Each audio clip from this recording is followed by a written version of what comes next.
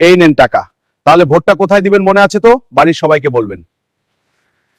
এই কথা আর বলা লাগে নেতা, আপনি আমাদের গুরুজন, অভিভাবক, আপনার কথা মতোই ভোট দিব।